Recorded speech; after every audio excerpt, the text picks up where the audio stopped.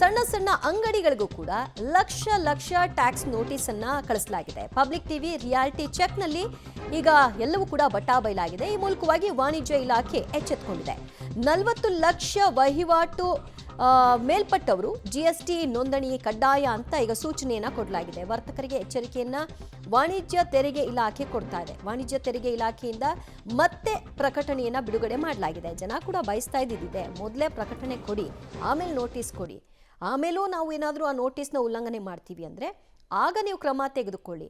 ನಮ್ಮ ಅರಿವಿಗೆ ಬಾರದಂತಹ ವಿಚಾರವನ್ನು ದಿಢೀರಂತ ತಗೊಂಬಂದು ನೋಟಿಸ್ ಕೊಟ್ಟು ಇಷ್ಟು ಪೇ ಮಾಡಿ ಅಂತಂದರೆ ಹೇಗೆ ಅಂತ. ಅದು ಕೂಡ ಸಣ್ಣ ಸಣ್ಣ ಅಂಗಡಿಗಳು.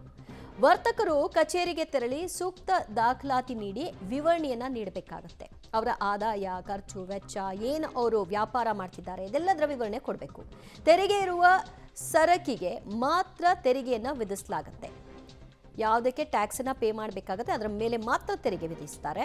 ತೆರಿಗೆ ವಿನಾಯಿತಿ ಇರುವ ಸರಕು ಸೇವೆಗಳನ್ನು ಕೈ ಬಿಡಲಾಗುತ್ತೆ. ಅದು ನೀವು ಮೆನ್ಷನ್ ಮಾಡಬೇಕಾಗತ್ತೆ ವಾಣಿಜ್ಯ ತೆರಿಗೆ ಇಲಾಖೆಗೆ ಹೋಗಿ.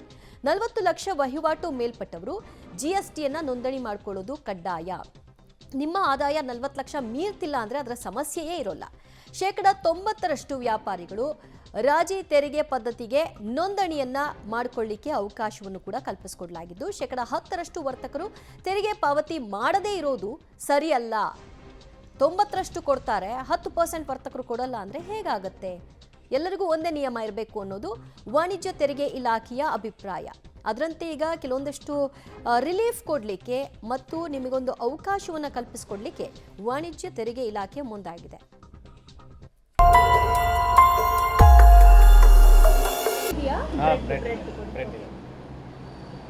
ಮಾಮೂಲಿ ಇಲ್ಲೇ ಮಾಡ್ತೀರಾ ಸರ್ ನೀವು ಬ್ರೆಡ್? ಇಲ್ಲೇ ರೆಡಿ ಮಾಡೋದು ಮೇಡಮ್. ಎಷ್ಟು ಸರ್ ಇದು? 40 ರೂಪೀಸ್ ಮೇಡಮ್. 40 ರೂಪೀಸ್. ಸ್ಕ್ಯಾನ್ ಎಲ್ಲಿದೆ ಸರ್? ಸ್ಕ್ಯಾನ್ ಇಲ್ಲ ಮೇಡಮ್, ಕ್ಯಾಶ್ ಇವಾಗ ಇದೆ. ಕ್ಯಾಶಾ? ಹಾಂ. ಆನ್ಲೈನ್ ಡಿಜಿಟಲ್ ಪೇಮೆಂಟ್ ಇಲ್ಲ ಮೇಡಮ್, ಎಲ್ಲ GST ಅಂತ ಇದೆಲ್ಲ ಟ್ಯಾಕ್ಸ್ ಎಲ್ಲ ಹಾಕ್ತೀವಿ ಅಂತ ಹೇಳ್ತಾ ಇದಾರಲ್ಲ ಮೇಡಮ್, ಅದರಿಂದ ಕ್ಯಾನ್ಸಲ್ ಮಾಡ್ತಾ ಇದ್ದೀವಿ ಅದನ್ನು. ಕ್ಯಾಶ್ ಅವರನ್ನ ಮಾಡೋಣ. ಕ್ಯಾಶ್ ಇಟ್ಕೊಳ್ಳಲ್ವಲ್ಲ ಸರ್ ಇವಾಗ? ಏನು ಮಾಡೋದು ಮೇಡಮ್, 18% 20% ಟ್ಯಾಕ್ಸ್ ಹಾಕ್ತೀವಿ ಅಂದ್ರೆ ಎಲ್ಲಿಂದ ನೋಟಿಸ್ ಬರ್ತಾ ಇದೆ? ಬರ್ತಾ ಇದೆ ಇಲ್ಲ. ಹೌದು. ಓಕೆ, ಸೊ ಈಗ ಯಾವುದು ತಗೋತಾ ಇಲ್ಲ ನೀವು? ಡಿಜಿಟಲ್ ಪೇಮೆಂಟ್ ಕಡಿಮೆ ಮಾಡಿದೆ. ಓಕೆ ಓಕೆ ಓಕೆ, ಸರಿ ಸರಿ ಸರ್. ನಮ್ಮ ಹತ್ರ ಕ್ಯಾಶ್ ಇರೋದಿಲ್ಲ, ಜಾಸ್ತಿ ಆಗಿ ಇದೆ ಇರುತ್ತಲ್ಲ, ಆದಷ್ಟು cash. Yes yes sir. Okay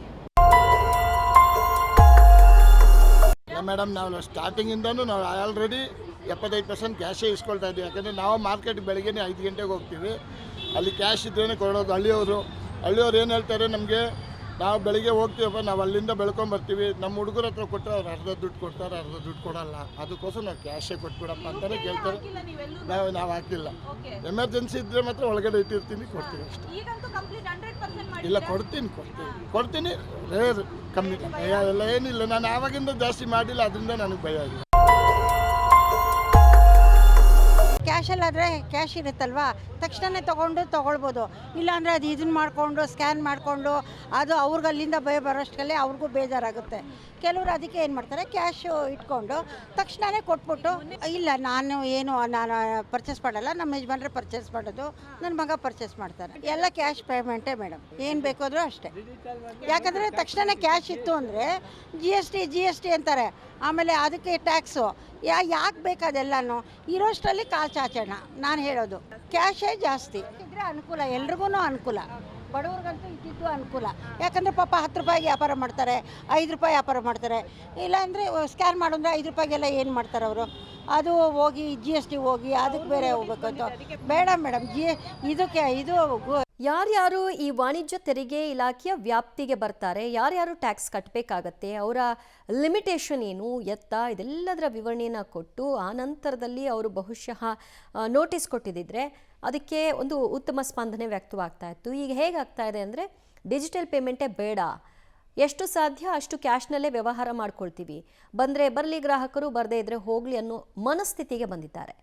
ಇಲ್ಲಿಯವರೆಗೂ ಬಹುತೇಕ ಅಂಗಡಿಯವರು ಹೇಳ್ತಾ ಇದ್ದಿದ್ದು ನಮ್ಮ ಬಿಸ್ನೆಸ್ಸೇ ಆಗ್ತಾ ಇಲ್ಲ, ಬಾಡಿಗೆ ಕಟ್ಟಬೇಕು, ಕರೆಂಟ್ ಕಟ್ಟಬೇಕು, ಈ ಕಡೆಗೆ ಇನ್ವೆಸ್ಟ್ ಮಾಡಬೇಕು ಅಂತ. ಹಾಗಿದ್ದಾಗ ಯಾಕೆ ತಲೆ ಕೆಡಿಸ್ಕೊಳ್ಬೇಕು? ಈ ಬಗ್ಗೆ ಮತ್ತಷ್ಟು ಮಾಹಿತಿ ಕೊಡ್ತಾರೆ ನಮ್ಮ ಪ್ರತಿನಿಧಿ ಪವಿತ್ರ ಕಡ್ತಲ. ಪವಿತ್ರ, ಈಗ ಸಣ್ಣ ಸಣ್ಣ ಅಂಗಡಿಯವರಿಗೂ ಕೂಡ ಕೊಡ್ತಾ ಇದ್ದಾರೆ ನೋಟಿಸನ್ನು. ಈಗ ಯಾರು ಈ ತೆರಿಗೆ ವ್ಯಾಪ್ತಿಗೆ ಬರ್ತಾರೆ, ಯಾರು ಬರಲ್ಲ ಅನ್ನೋದನ್ನ ಮೊದಲೇದಾಗಿ ತಿಳಿಸ್ಕೊಡುವಂತಹ ಕೆಲಸಗಳಾಗಬೇಕು. ಆ ಒಂದು ಜಾಗೃತಿ ಕೆಲಸವನ್ನ ಯಾಕೆ ಇಲ್ಲಿವರೆಗೂ ವಾಣಿಜ್ಯ ತೆರಿಗೆ ಇಲಾಖೆ ಮಾಡಿಲ್ಲ? ಈಗಲಾದರೂ ಮಾಡುತ್ತಾ? ಮತ್ತು ಈಗಾಗಲೇ ಆಗಿರುವಂತಹ ನೋಟಿಸ್ ಕೊಟ್ಟಿರೋರ್ಗೆ ಏನಾದರೂ ಒಂದು ರಿಲ್ಯಾಕ್ಸೇಷನ್ ಕೊಡೋ ಸಾಧ್ಯತೆ ಇದೆಯಾ? ದಿವ್ಯಾ, ಏನಾಗಿದೆ ಅಂದರೆ ಇವರು ಓವರ್ ಆಲ್ ಟರ್ನ್ ಓವರ್ ಏನಿದೆ ಅದನ್ನು ಗಮನಿಸಿ ಟ್ಯಾಕ್ಸನ್ನು ವಿಧಿಸ್ತಾ ಇದ್ದಾರೆ. ತುಂಬ ಜನ ವರ್ತಕರಿಗೆ ಇದರ ಬಗ್ಗೆ ಮಾಹಿತಿ ಇಲ್ಲ. ಅವ್ರು ಹೇಳ್ತಾ ಇರುವಂಥದ್ದು, ನಮ್ಮ ಲಾಭಾಂಶ ತುಂಬ ಕಡಿಮೆ ಇದೆ, ಈಗ ವಾರ್ಷಿಕ ವಹಿವಾಟು ಅಷ್ಟಿರ್ಬೋದು, ಅದರಲ್ಲಿ ನಾವು ಸರಕುಗಳನ್ನು ಕೊಂಡ್ಕೊಂಡಿದ್ದೀವಿ, ಅದರಲ್ಲಿ ನಮಗೆ ಬರುವಂತಹ ಲಾಭಾಂಶ ತುಂಬ ಕಡಿಮೆ ಅಂತ ಹೇಳ್ತಾ ಇದ್ದಾರೆ. ಬಟ್ ಈಗ ಅಧಿಕಾರಿಗಳು ಹೇಳ್ತಾ ಇರುವಂತಹ ಸ್ಪಷ್ಟನೆ ಏನಪ್ಪಾ ಅಂದರೆ, GST ಅಡಿಯಲ್ಲಿ ನೀವು 40 ಲಕ್ಷ 20 ಲಕ್ಷ ಹೆಚ್ಚಿನ ವಹಿವಾಟು ನಡೆಸಿ ನೋಂದಣಿ ಆಗದೆ ಹೋದಲ್ಲಿ ತೆರಿಗೆ ವಿಧಿಸಬಹುದಾಗಿರುವಂಥದ್ದು ಅಥವಾ ತೆರಿಗೆ ವಿನಾಯಿತಿ ಪಡ್ಕೊಳ್ಬಹುದಾದಂಥದ್ದು, ಎರಡನ್ನ ನಾವು ಒಟ್ಟುಗೂಡಿ ನಿಮಗೆ ನೋಟಿಸ್ ಅನ್ನ ಇಶ್ಯೂ ಮಾಡ್ತೀವಿ. ಅದಾದ ಬಳಿಕ ನೋಟಿಸ್ ಸಿಕ್ಕ ಮೇಲೆ ನೀವು ಟ್ಯಾಕ್ಸ್ ಇಂದ ಯಾವುದೆಲ್ಲ ವಿನಾಯಿತಿ ಇದೆಯೋ ಆ ಸರಕುಗಳ ಬಿಲ್ ಅನ್ನ ತಂದ್ಕೊಟ್ರೆ ನಾವು ವಿನಾಯಿತಿಯನ್ನ ಕೊಡ್ತೀವಿ ಅಂತ ಹೇಳ್ತಾ ಇದ್ದಾರೆ. ಬಟ್ ಯಾವಾಗಿಂದ 2021ರಿಂದ ಕೊಡ್ತಾ ಇದ್ದಾರೆ. ಅಷ್ಟರವರೆಗಿನ ಬಿಲ್ ಅನ್ನ ಯಾರು ಕೂಡ ಇಟ್ಕೊಳ್ಳೋದಕ್ಕೆ ಸಾಧ್ಯ ಇಲ್ಲ. 1 ವರ್ಷದ ಕೊಡಿ ಸಾಕು ಅಂತಿದ್ದಾರೆ. ಬಟ್ ವರ್ತಕರು ಹೇಳ್ತಾ ಇರುವಂತದ್ದು ನಮಗೆ ಗೊತ್ತೇ ಇಲ್ಲ. ಅದರಲ್ಲೂ ಕೂಡ ಸಣ್ಣ ಸಣ್ಣ ಕಾಂಟಿಮೆಂಟ್ಸ್ ಅಂಗಡಿಗಳಲ್ಲಿ ಹಾಲು ಮಾರಾಟಕ್ಕೆ ಅದಕ್ಕೆ ತೆರಿಗೆ ವಿನಾಯಿತಿ ಇದೆ ನಿಜ, ಬಟ್ ಅವ್ರಿಗೆ ಬಿಲ್ ಗಳನ್ನ ಕೊಡೋದಿಲ್ವಂತೆ. ದೊಡ್ಡ ದೊಡ್ಡ ಡೀಲರ್ಸ್ ಗಳು ಯಾರಿರ್ತಾರೆ ಅವ್ರಿಗಷ್ಟೇ ಕೊಡೋದು. ಸೊ ಹಾಗಾಗಿ ಪಾಪ ಸೂಕ್ತ ದಾಖಲೆನ ಹೇಗೆ ಕೊಡಬೇಕು, ಹೇಗೆ ನಾವು ತೆರಿಗೆ ವಿನಾಯಿತಿಯ ಸರಕುಗಳನ್ನ ಮಾರಾಟ ಮಾಡಿದೀವಿ ಅಂತ ಪ್ರೂವ್ ಮಾಡೋದು ಹೇಗೆ ಅನ್ನುವಂತಹ ಗೊಂದಲದಲ್ಲೇ ಇದ್ದಾರೆ. ಇನ್ಕ್ಲೂಡಿಂಗ್ ಬೇಕರಿ ಅವ್ರಿಗೂ ಕೂಡ ಬ್ರೆಡ್ಗೆ ಟ್ಯಾಕ್ಸ್ ಅಪ್ಲಿಕೇಬಲ್ ಆಗೋದಿಲ್ಲ, ಆ ಬಿಲ್ ಅನ್ನ ಕೂಡ ಇಟ್ಕೊಂಡಿರಲ್ಲ. 1 ವರ್ಷದ ವಹಿವಾಟಿನ ಸಣ್ಣ ಪುಟ್ಟ ಬಿಲ್ ಅನ್ನ ಬಹುತೇಕ ಯಾವುದೇ ವರ್ತಕರು ಇಟ್ಕೊಂಡಿರೋದಿಲ್ಲ. ಸೊ 2021ರಿಂದ ಸುಮ್ಮನಿದ್ದು ಅಧಿಕಾರಿಗಳು ಏಕಾಏಕಿ ಈಗ ಕಟ್ಟಿ ಅನ್ನುವಂಥದ್ದು ಎಷ್ಟರ ಮಟ್ಟಿಗೆ ಸರಿ ಅನ್ನುವಂಥದ್ದು, ಜೊತೆಗೆ ಒಂದು ದೊಡ್ಡ ಮಟ್ಟದಲ್ಲಿ ಜಾಗೃತಿಯನ್ನ ಮೂಡಿಸಬಹುದಾಗಿತ್ತು. ಈಗ ಬೆಂಗಳೂರಿನಲ್ಲಿರುವಂತಹ ವರ್ತಕರಿಗೆ ಈ ಒಂದು GSTಯ ರೂಲ್ಸ್ ಏನಿದೆ ಅದರ ಬಗ್ಗೆ ಗೊತ್ತಿರೋದಿಲ್ಲ ಅಂತ ಅಂದ್ರೆ, ಗ್ರಾಮೀಣ ಭಾಗದಲ್ಲಿರುವಂತಹ ವರ್ತಕರಿಗೆ ಅದರ ಬಗ್ಗೆ ಎಷ್ಟರ ಮಟ್ಟಿಗೆ ಮಾಹಿತಿ ಇರುತ್ತೆ ಅನ್ನುವಂಥದ್ದು ಗೊತ್ತಾಗ್ತಾ ಇಲ್ಲ. ಸೊ ಹಾಗಾಗಿ ದೊಡ್ಡ ಮಟ್ಟದ ಕ್ಯಾಂಪೇನ್ ಅನ್ನ ಮಾಡಬಹುದಾಗಿತ್ತು. ಈಗ ಅವರು ಕಾಂಪೋಸಿಷನ್ ಸ್ಕೀಮ್ ಅನ್ನ ಹೇಳ್ತಾ ಇದ್ದಾರೆ. 1% ತೆರಿಗೆ ಅಂದ್ರೆ 1.5 ಕೋಟಿಯಷ್ಟು ವಹಿವಾಟು ವರ್ಷಕ್ಕೆ ಮಾಡಿದ್ರು ಕೂಡ 1% ಅಷ್ಟು ತೆರಿಗೆ ಅಪ್ಲಿಕೇಬಲ್ ಆಗುವಂತಹ ರಾಜಿ ತೆರಿಗೆ ಪದ್ಧತಿ ಜಾರಿಯಲ್ಲಿ ಇದೆ. ಬಟ್ ಎಷ್ಟು ಜನ ವರ್ತಕರಿಗೆ ಅದರ ಬಗ್ಗೆ ಮಾಹಿತಿ ಗೊತ್ತಾಗಿದೆ? ಸಾರ್ವಜನಿಕವಾಗಿ ಟ್ಯಾಕ್ಸ್ ಆಫೀಸರ್ಸ್ಗಳು ಬಹಿರಂಗವಾಗಿ ಇದರ ಬಗ್ಗೆ ಕ್ಯಾಂಪೇನ್ ಗಳನ್ನ ಮಾಡುವಂತದ್ದಾಗ್ಲಿ, ಅಥವಾ ಆಯಾಯ ಹಳ್ಳಿಗಳಾಗಿರ್ಬೋದು ಅಥವಾ ನಗರ ಪ್ರದೇಶದಲ್ಲಿ ದೊಡ್ಡ ಮಟ್ಟದ ಕ್ಯಾಂಪೇನ್ ಗಳನ್ನ ಹಮ್ಮಿಕೊಂಡಿದ್ರೆ, ವರ್ತಕರಿಗೆ ಅದರ ಬಗ್ಗೆ ಸತತವಾಗಿ ಮಾಹಿತಿಯನ್ನ ಕೊಟ್ಟಿದ್ದಿದ್ರೆ ಇಷ್ಟೊಂದು ಗೊಂದಲ ಏರ್ಪಡ್ತಾ ಇರಲಿಲ್ಲ. ಜೊತೆಗೆ ತರಕಾರಿ ಎಲ್ಲವೂ ಕೂಡ ವಿನಾಯಿತಿ ಇದೆ. ತರಕಾರಿ ಹಣ್ಣು ಮಾರಾಟ ಅದು ಟ್ಯಾಕ್ಸ್ ಇಂದ ಹೊರಗಡೆ ಇದೆ. ಬಟ್ ಅವ್ರಿಗೂ ಕೂಡ ಹೇಗೆ ನೋಟಿಸ್ ಕೊಟ್ಟಿದ್ದಾರೆ, ನೀವು ದಾಖಲಾತಿಗಳನ್ನ ತೆಗೆದುಕೊಂಡು ಬಂದ್ರೆ ನಾವು ವಿನಾಯಿತಿ ಕೊಡ್ತೀವಿ ಅಂತ ಹೇಳ್ತಾ ಇದ್ದಾರೆ. ಸೊ ಹಾಗಾಗಿ ಅಧಿಕಾರಿಗಳು ಹುಟ್ಟು ಹಾಕಿದಂತಹ ಗೊಂದಲ ಏನಿದೆ ಅದರಿಂದ ಜನ ಜೊತೆಗೆ ವರ್ತಕರು ಕೂಡ ಸಂಕಷ್ಟಕ್ಕೆ ಈಡಾಗಿದ್ದಾರೆ. ದಿವ್ಯಾ, ಥ್ಯಾಂಕ್ ಯು ಪವಿತ್ರ ನಿಮ್ಮೆಲ್ಲ ಮಾಹಿತಿಗೆ. ಅಂಗಡಿಯವರು ಗಾಬರಿಗೊಳ್ಳುವಂತಹ ನೆಸೆಸಿಟಿ ಏನಿಲ್ಲ. ನೀವೇ ನಿಮ್ಮ ಕೈಯಾರೆ ಹಾಕಿ ಅಂತ ಹೇಳ್ತಾ ಇಲ್ಲ. ಬದಲಾಗಿ ನೀವು ಗ್ರಾಹಕರಿಂದ ವಸೂಲಿ ಮಾಡಿ ಅದನ್ನು ನೀವು ಟ್ಯಾಕ್ಸ್ ರೂಪದಲ್ಲಿ ಕಟ್ಟಬೇಕಾಗತ್ತೆ.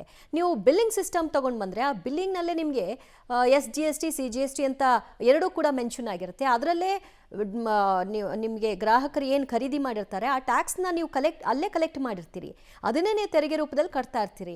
ಇಲ್ಲ ನೀವು ಬಿಲ್ಲಿಂಗ್ ಸಿಸ್ಟಮ್ನ ಇಟ್ಕೊಂಡಿಲ್ಲ ಅಂದರೆ, ಕೇವಲ ಹಾಗೆ ವ್ಯವಹಾರವನ್ನು ನಡೆಸ್ತಾ ಇದ್ದೀರಿ ಅಂದರೆ, ನಿಮ್ಮ ಪ್ರಾಡಕ್ಟ್ ಏನು ಮಾರ್ತಾ ಇದ್ರಿ ಅದರ ಮೇಲೆ ಒಂದು ಸ್ವಲ್ಪ ಜಾಸ್ತಿ ಹಾಕ್ಕೊಳ್ಳಿ ಹಣನ.